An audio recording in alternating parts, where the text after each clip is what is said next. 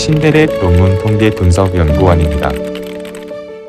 제7강 PLS SEM에서 범주형 통제 변수에 대해서 알아보겠습니다. 통제 변수를 이제 구분하면 이제 두 가지 형태로 나눌 수가 있는데요. 하나는 연속형 통제 변수고요. 다른 하나는 이제 범주형 통제 변수입니다. 우리가 연구 모델 속에 범주형 통제 변수는 그대로 투입하면 돼요. 그런데 범주형인 경우에는 조금 다르죠. 어떻게 해요? 이 변수를 더미 변수로 바꿔야 돼요. 바꾼 다음에 이제 구조방정식 모델링 모형에 모델링할 때 투입해야 되는 이런 상황이 되겠습니다. 통제 효과 모델링에서 범주형 변수를 어떻게 처리를 해야 되는지 한번 알아보도록 하겠습니다. 통제 효과 모델링에서 가장 중요한 핵심 과제는 이제 범주형 변수를 더미 변수로 변환시키는 것이다. 이렇게 말씀을 드릴 수 있고요. 이 더미 변수라고 하는 건 뭐냐? 그러면 범주형 변수를 연속형 변수로, 즉 더미 변수와 참조 변수로 변환하는 것이다. 이렇게 보시면 되고요.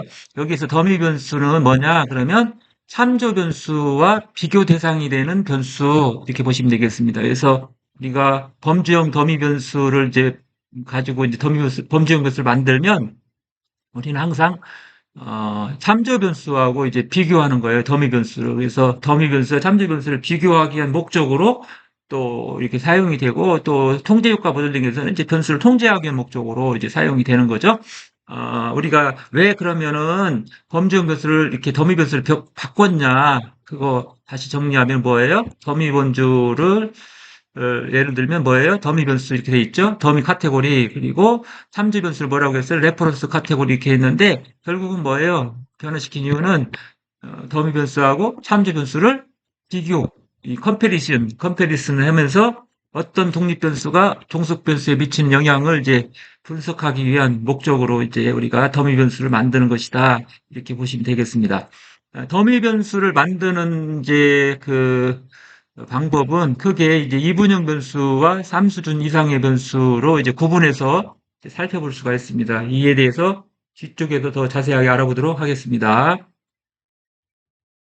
자, 더미 변수 만들기는 이제 매우 중요합니다. 이걸 하기 위해서는 여러분들이 뭐 SPSS 이런 프로그램을 사용하는 게 좀 편리하게 할 수 있어요.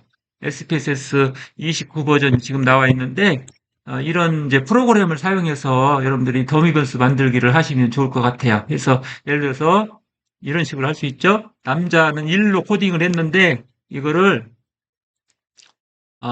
여자 더미를 만드는 경우에는 남자는 0으로 코딩을 하고요. 여자 더미니까 여자는 1로 코딩을 해요. 그래서 중요한 것을 우리가 1로 코딩을 하는 거죠. 즉 더미가 더 중요하니까, 여자 더미가 더 중요하니까 1번으로 코딩하는 거죠. 그래서 남자는 0으로, 여자는 1로 한 것이 여자 더미다. 이렇게 생각하시면 되고요. 반대로도 할 수 있겠죠. 남자를 1로 하고 여자를 0으로 하면은 이제 남자 더미가 되는 거죠. 이렇게 판단하시면 됩니다.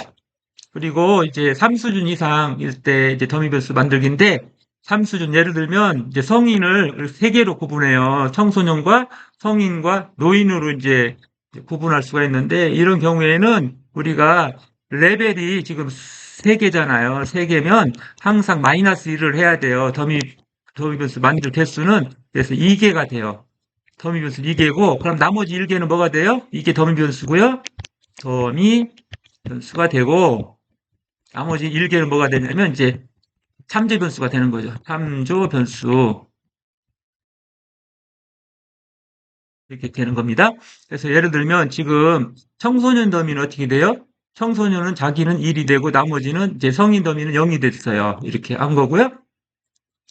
그 다음에 성인 경우는 이제 자기 청소년 더미는 자기가 아니니까 0이 됐고, 자기 성인은 1이 됐죠. 그래서 이거를 성인 더미라고 하는 거예요. 이건 1로 여기가 됐으니까 여기는 청소년 더미라고 하고.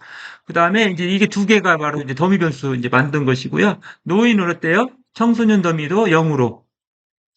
그 다음에 성인 더미도 0으로 이렇게 되어 있습니다. 그러니까 참조 변수가 되는 거죠. 그래서 요거는 이제 참조 변수가 되는 거예요. 이런 식으로 이제 우리가 참조 변수는 다 0으로 이렇게 코딩을 하고요. 그 다음에 이제 청소년 더미나 성인 더미는 이제 자기 해당되는 것을 1로 코딩을 하셔서 우리가 범정 더미 변수를 만들면 되겠습니다. 이런 부분에 대해서 좀 궁금하시면요. 제 책이 있어요. 2023년도에 SPSS 29 논문 통계 분석이라는 책자를 제가 도서출판 청남에서 출간을 했거든요. 그 책에 보면 자세하게 이 더미 변수를 만드는 방법에 대해서 적어놨으니까요. 여러분들 참고하셨으면 좋겠습니다. 더미 변수 만들기 4수준인 경우입니다. 4수준이면 뭐냐? 여기는 서울, 대구, 인천, 천안, 천안은 이제 참조 변수를 할 거고, 그래서 더미 변수를 이제 4수준이기 때문에 이 네 가지이기 때문에 하나를 뺀다고 그랬죠. 더미 변수 만들 개수는. 그래서 이게 4죠, 참. 4죠. 4니까 3개가 되겠네요. 3개를 만들면 되는데 우리는 천안을 참조 변수를 할 거예요. 이거를 참조 변수를 할 거예요. 그러니까 어떻게 돼요? 천안은 어떻게 됐습니까? 천안은 0으로 됐죠. 0으로 다 코딩을 하시고요. 서울은 서울의 1, 나머지는 0으로. 그다음에 대구는 자기를 1로, 나머지는 0으로 코딩을 하시면 돼요. 인천은 인천 더미를 1로, 나머지는 0으로. 이렇게 코딩을 하면은 이제 우리가 범주형 더미 변수가 만들어지게 돼요. 그래서 이 세 개가 바로 더미 변수고, 천안은 뭐가 된다? 1개는 참조 변수가 되는 거예요. 이렇게 이해하시면 되겠습니다.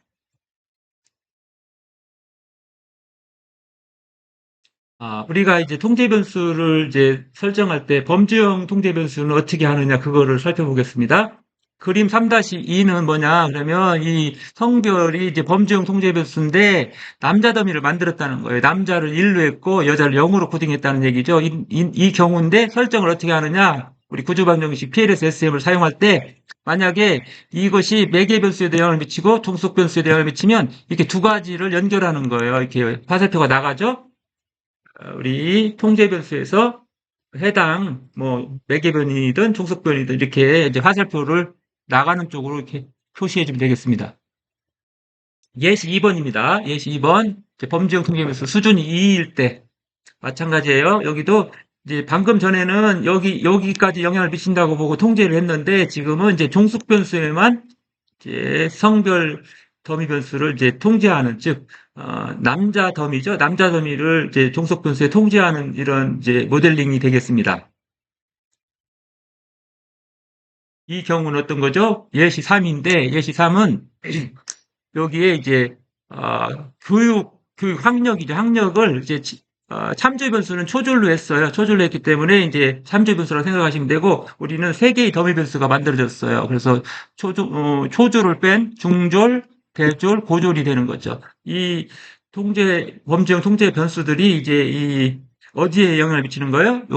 여기에도 세 개가 다 미쳤고, 여기에도 세 개가 다 영향을 미치는 이런 이제 관계로 통제 변수를 설정한 겁니다. 근데 요 옆에는 어떻게 됐어요? 예시사에서는 이 범주형 통제 변수들이 여기 종속 변수만 영향을 미치는 이런 관계로 이제 설정을 했습니다. 이런 것들은 여러분들이 항상 이론적 배경 하에서, 정당성 하에서 설정하는 것이 필요할 겁니다.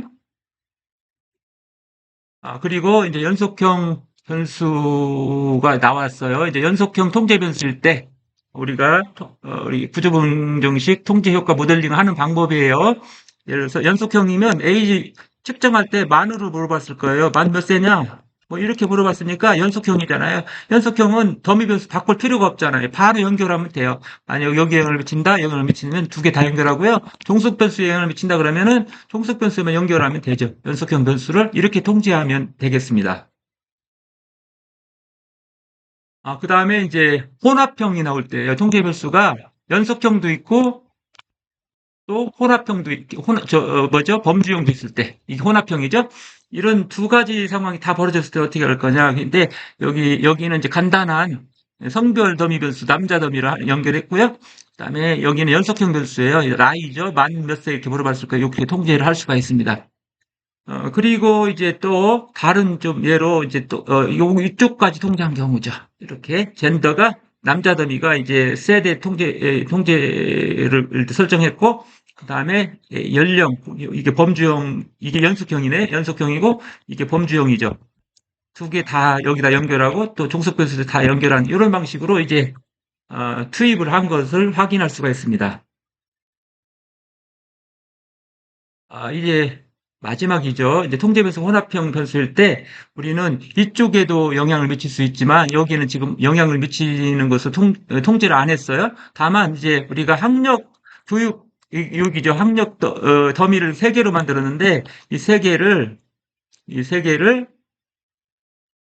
연결했어요. 여기다 이렇게 연결했고, 종속변수에 영향을 미치는 것으로 통계변수를 설정했고, 연속형 변수인 이제 에이지, 연령을 이제 여기에다 또 연결했어요. 이렇게. 이런 식으로 이제 혼합형 변수인 경우에도 이제 우리가 통제를 하시면 우리는 이런 걸 하는 이유가 뭐라고요? 독립변인이 종속변수에 미치는 이제 순수한 영향 관계를 이제 균형하기 위해서 이렇게 하는 거예요. 여러분들 이런 개념 하에서 앞으로 PLS SM에서 통제 변수 설정이 매우 중요하다는 거, 연구 결과를 좀 타당하게 결과를 우리가 얻을 수 있는 이제 근거를 마련하기 위해서 이 통제 변수도 중요하다는 거를 항상 마음속에 두시면 좋겠습니다. 자, 이상으로 제7강 PLS SM에서 범주형 통제 변수에 대해서 알아보았습니다.